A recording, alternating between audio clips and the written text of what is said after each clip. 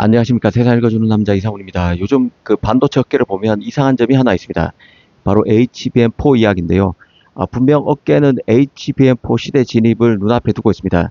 이 엔비디아 차세대 AI 플랫폼인 베라 루비는 올 하반기 출시가 예정돼 있고, 루빈에는 아시다시피 HBM4가 탑재됩니다. 삼성 같은 경우도 올 초부터 HBM4 양산에 들어갔다고 밝혔고, 그 하이닉스 역시 HBM 생산 준비를 사실상 마무리한 상태입니다. 젠슨항도 최근에 삼성, 하이닉스, 마이크론을 모두 HBM4 공급사로 언급했었죠. 그런데 이상한 점이 하나 있습니다. 우리가 HBM3 때는 엔비디아 컬 테스트와 관련한 뉴스들이 쏟아졌습니다. 누가 최종 승인을 받았다, 대규모 공급 계약을 땄다, 몇만 장을 공급한다, 이런 기사들이 쏟아졌었는데요. 지금은 그런 것들이 보이지 않습니다. 오히려 HBM4 시대가 되면서 지나칠 정도로 조용합니다. 하반기 양산이 임박했음에도 조용한 것이죠. 오늘은 바로 이 이야기를 해보겠습니다. 왜 이렇게 HBM4 시대에 들어와서 컬 테스트 얘기가 쏙 들어가 버렸을까? 첫 번째 가설을 세워볼 수 있는데요. 사실은 이미 컬 테스트가 상당 부분 끝났을 가능성이 있습니다. 이 많은 투자자들은 아직도 삼성이 엔비디아 테스트를 통과했을까를 궁금해합니다. 그런데 시장이 생각하는 것보다 상황이 훨씬 더 앞서 있을 수 있다는 생각이 듭니다.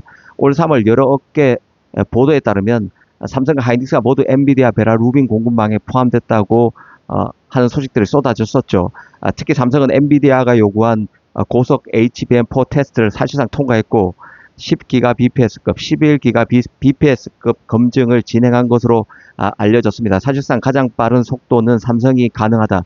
베이스 다이를 4나노로 처리했기 때문에 12나노, TSMC 12나노에서 처리했던 하이닉스보다는 안정성 측면에서는 떨어져도 고속으로는 가장 뛰어난 경쟁력을 보여줬다는 얘기가 쏟아졌었습니다. 여기서 중요한 부분이 있는데요. HBM3E 시절에는 통과하느냐 못하느냐 자체가 뉴스였습니다. 하지만 HBM4에서는 상황이 완전히 다를 수 있는데요. 이미 공급사 선정이 상당 부분 진행됐다면 시장의 관심사는 더 이상 어떤 기업이 통과했느냐가 아니라 어떤 기업이 얼마를 공급하느냐로 이동하게 됩니다. 지금은 컬 테스트 단계가 아니라 공급 비중과 가격 협상 단계일 가능성이 있다는 것입니다. 두 번째 가설은 루빈 자체가 아직 양산 직전 단계가 아닐 가능성도 있습니다. 이 부분을 잘 따져봐야 하는데요. HBM4는 결국 루빈이 팔려야 의미가 있습니다.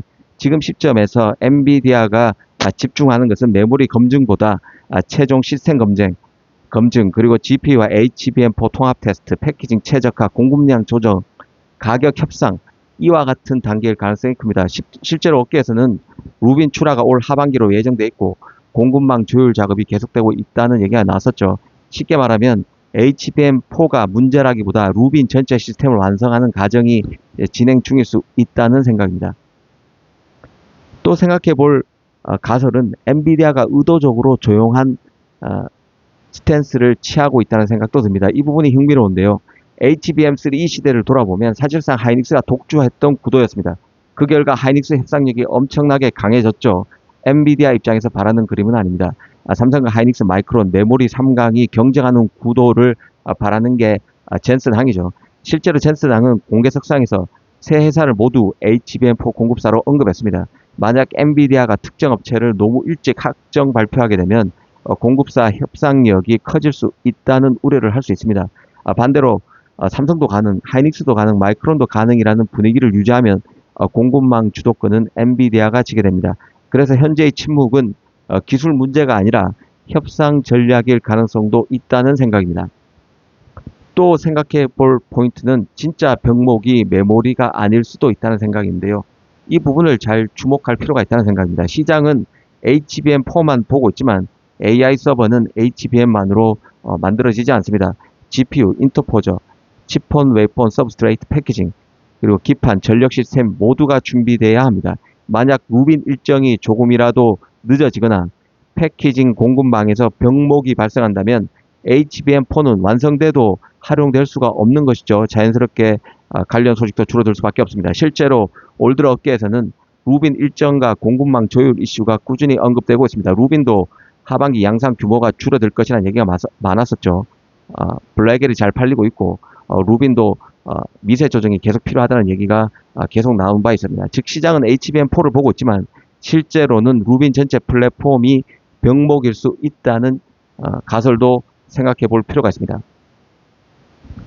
사실 그 HBM4부터는 게임의 규칙 자체가 바뀝니다. HBM3까지는 메모리 경쟁이 중심이었습니다.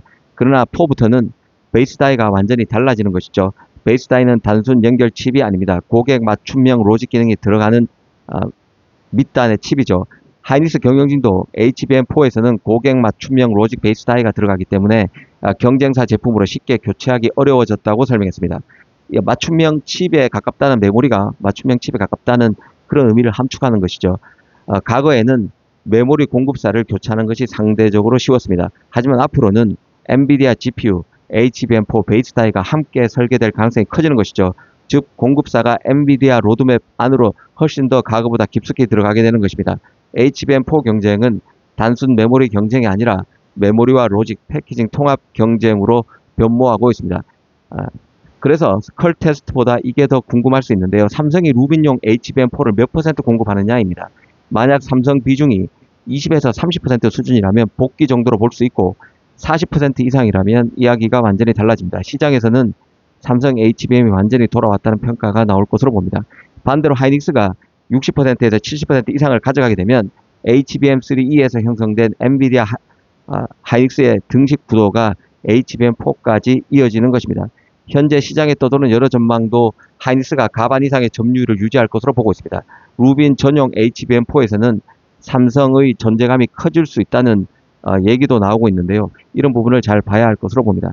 지금 HBM4가 조용한 이유는 컬 테스트가 실패해서가 아니라 오히려 반대입니다.